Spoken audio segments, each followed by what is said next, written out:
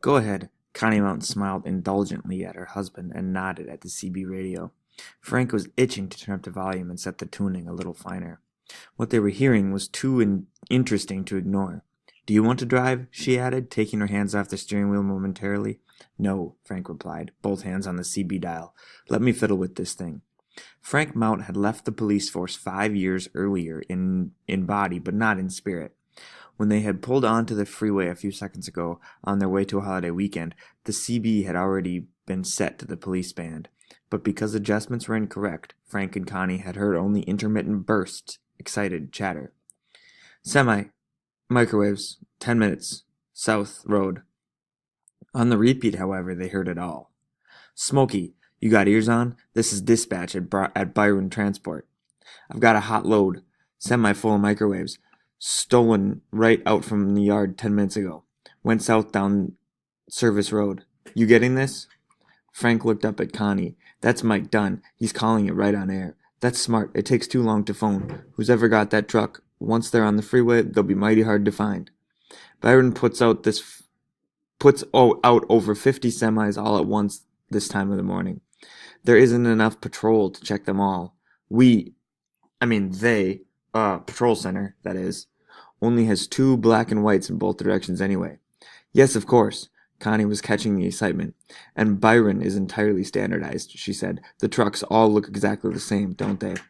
As though to prove her point, a pair of identical trucks blasted their air horns at each other as they met in the opposite directions. The southbound was immediately followed by two more. This is 201 Patrol, Byron. I hear you.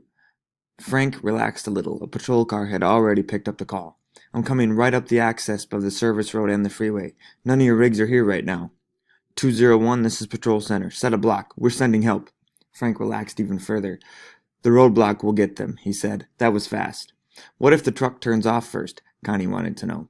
Not off service, Frank explained. The only streets are residential. Too small for a semi. They'd be trapped. Connie wasn't satisfied. But what about that alternate freeway access they put in last year because of all the traffic jam-ups? Mike Dunn's voice came tumbling in on top of hers like an echo. Byron here. Are you blocking the alternate? Patrol center, Byron. You can't get a semi through that underpass on the alternate. Don't be...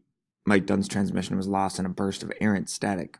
Is that right, Frank? Connie was as completely involved now as her husband. Frank seemed to be less certain than the voice of Patrol Center. It's supposed to be a cars-only design.